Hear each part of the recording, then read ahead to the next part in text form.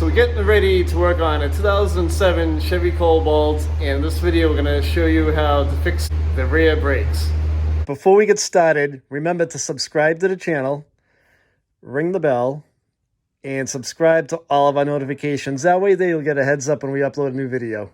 So we have our OEM clips here, and that was just during assembly, and we're going to try and get underneath them with the side cutters and just peel up on an edge.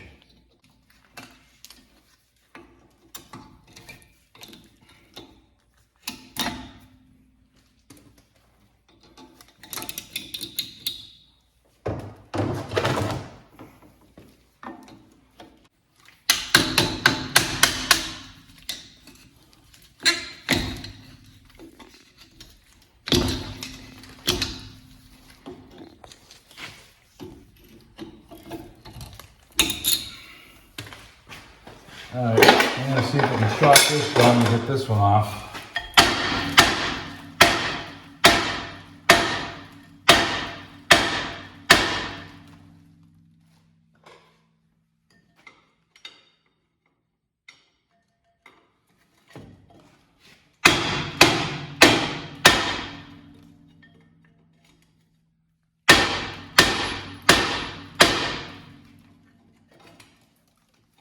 The drum is spinning freely, so it's not like the self-adjuster is holding it right now.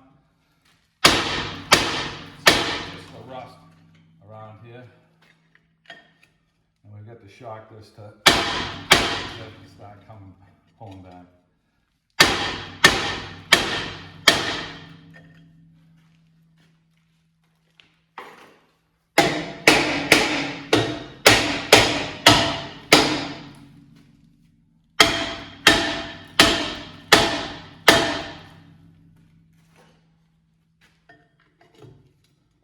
It's frozen right inside around the hub right now. And that's why we were talking about the never seize, where we're going to never seize this all up after.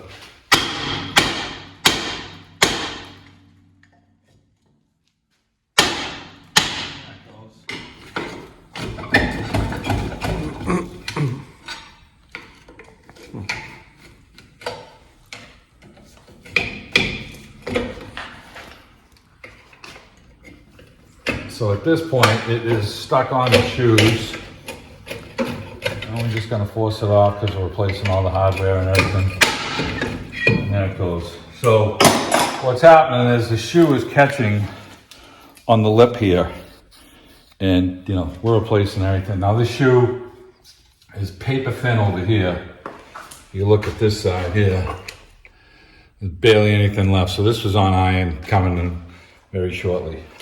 So we're going to remove the springs and the shoes on this 2007 Cobalt, and we're going to start by removing the spring that attaches from the left shoe over here to the rear, and we're going to pull this off right here, and we lay all of our springs out in place so that we don't forget which way we're going. Now Tony suggested that you take a picture, and that's a really good idea. Take a picture if you're not sure which way the stuff's going to go together. Now we want to talk about this one thing right here. So this is a spacer in between the self-adjuster here, and there's a flat spot on the back side, and it can go either way. And when it's on the back side, it's a bitch to try and adjust the shoes for some reason. So we flipped it over, and it doesn't get in the way of anything, and you can get your tool in there to adjust the self-adjuster, but when it's in there from the back side, it hampers the way. We'll show you when we take the thing out, you know, what we found with it. And if you look, this self-adjuster is cranked out all the way. We have all this thread area right here. So when we put the new one together, we're not going to have all this thing cranked out. So right now that we have this off, we can adjust the self-adjuster because there's nothing, you know, stopping it from ratcheting. And it's just going to make it easier to take this off. So we're going to back this all the way off, and that'll just take tension off of pulling this self-adjuster out. We'll get a little bit off of it, and we can just spread the shoe and pop this thing off.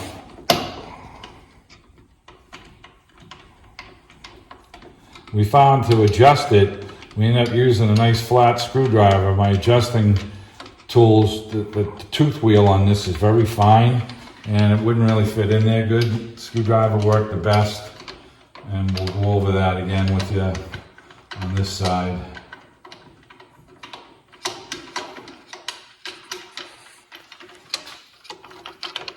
We're getting some play in this now. So we got two ways of going about doing this. We can remove this side right now, and that takes the shoe, and the shoe falls right out. You put that on your side, and here's the self-adjuster, what we're talking about here. So we have this flat spot on the back side. Well, it protrudes out past the wheel. So if we were to flip this over like this, it's in the front, it doesn't touch the lever that goes underneath it, and now you have all the room to grab the flat spot here to move the self-adjuster. But when this was in the backside, it was impeding us from getting the tool in here. Kind of pain in the butt. So we're probably going to flip this over. It doesn't look like it makes any difference at all, because when the lever comes in the front here, it is still below it, and it doesn't do anything, but it makes it a lot easier to adjust. We laid everything out the way that we took it out off of the vehicle, and we got this last shoe over here that we're going to pull this one out.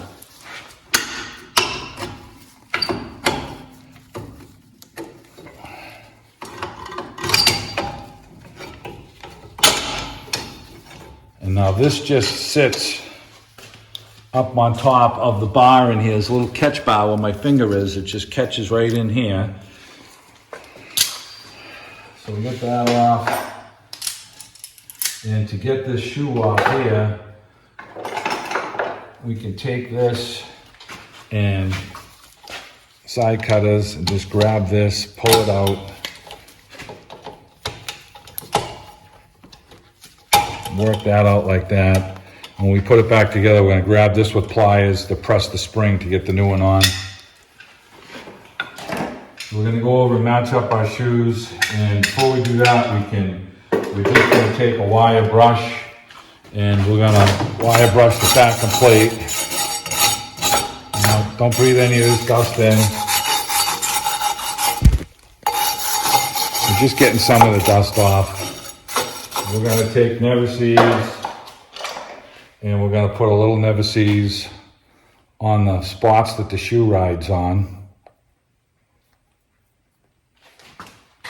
There's 6 spots, and it just keeps the shoes from making any type of creaking or squeaking noise.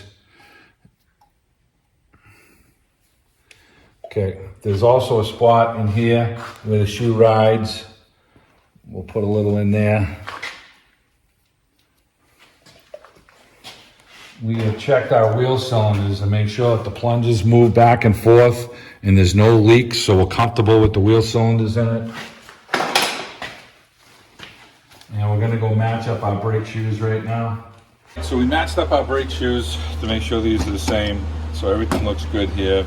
And you know, these are set fit. These shoes, the 2 forward shoes, are going to be the same ones anyway. So we got this matched up. So put these aside. We also made sure that we matched up our drums, make sure they're fitting on top. And you want to do this before you really even start the job to make sure you get the right parts. And we matched these up the same height. When we went to order these, there was a 4 lug and a 5 lug. We have the 5 lug, and we're going to wipe this down with some brake clean when we get to that point to throw it together. Right now we're going to get our shoes hung, and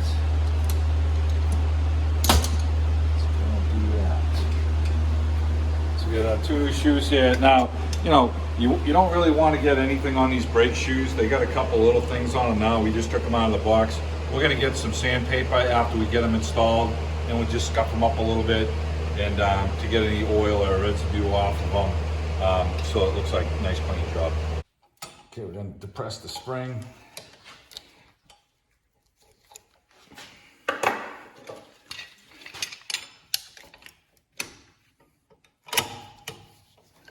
Okay, we're in. I'm going to take our new spring here, And slide our shoe up, set it in place. It sits in place there. We're gonna lock this shoe onto here. We feed this down into the locking place here. The shoe has to come up kind of in the place that it's going. This is locked behind the shoe now here. Okay. And we've got our other brake shoe over here. And this is the tough side to get on. So we set this in place, and I don't think you can manhandle this shoe on. We grabbed it with these bigger vice grips and pulled it over into place.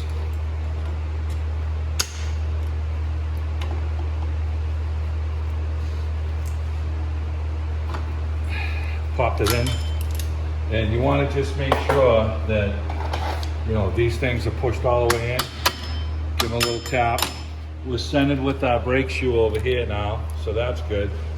Now we've got our self-adjuster that we lubricated all up, and remember we talked about the sides on these things. So the threads are the same, but we found that this piece here was different.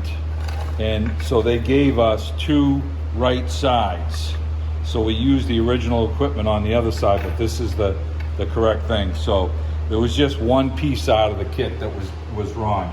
And what we were talking about here is we're gonna get this self-adjusting piece here so that it's on the on the front side, excuse me, so that when we go to put this thing together, it was a lot easier to adjust with this on the front side, and it doesn't touch your lever here or anything. So it's all about convenience for me right now. So we're gonna put this together so it adjusts easily. So we slide this over in place up in here. This is gonna go this way, and it slides into the lever here.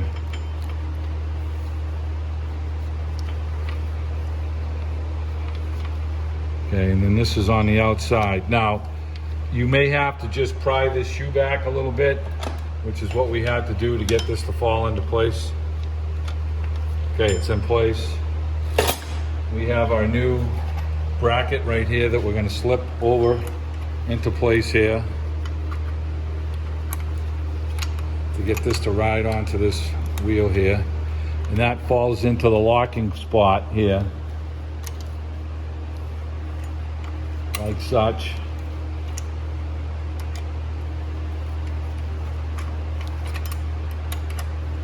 Okay, and then we have our cable here that we can hook onto this.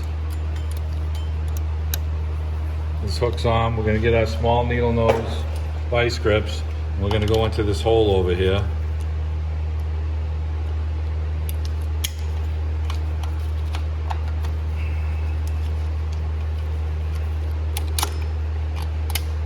Okay, it just clipped in there. You want to make sure that it's in there. Okay, so that's clipped in and that's clipped in there. Now, see what we're talking about on this flat spot here? It's not impeding the self-adjuster, and it makes it a lot easier to put our adjusting tool back here to start adjusting this.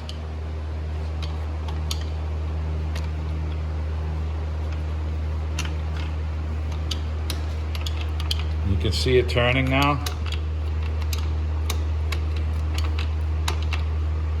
And we're gonna crank this thing out a little bit from the top side there because it's easier to do it. And we're gonna dry fit our drum on. And once this thing starts getting tension, it's a little easier to turn. So we're gonna crank this thing out. We're gonna make sure we don't have any paw prints on our shoes. Give them a quick sand. Pretty good, we really didn't get anything on them. So that's clean. We're going to dry fit our drum now. We're going to never seize the hub, because remember when we took this off, we had a hard time because the hub was frozen on this right here.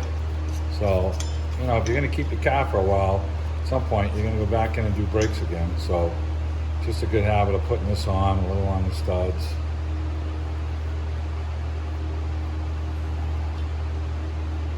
Okay. We slide the drum on. We clean this with brake clean on the inside of it. And we'll slide it on. Okay, now we're gonna adjust the shoes on this, and the way we adjust it on the passenger side versus the driver's side, the lever that self-adjusts is working the opposite way. So we're going to go down on this one now to find our wheel.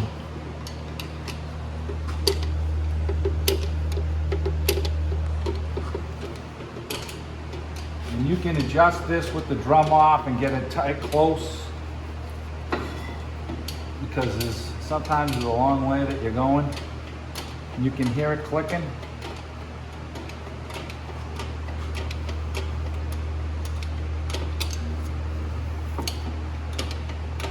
When you hear the noise change, or if it gets a little tighter, you know you're getting closer to being adjusted.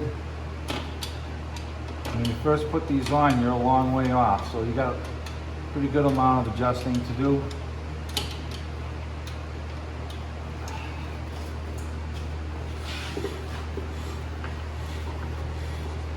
Go a little more.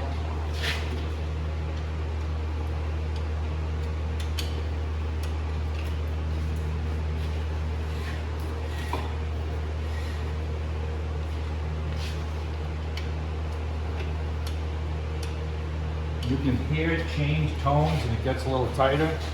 And we have just a little bit of drag on this thing, and that's all that we want. So after we pump the brake up, we're gonna step on the emergency brake pedal a couple of times, pump the brake pedal a few times, the shoes will fit into their comfortable position. And then if the drum seems like it's spinning a little freer, we can do a click or two, and that'll be our final adjustment.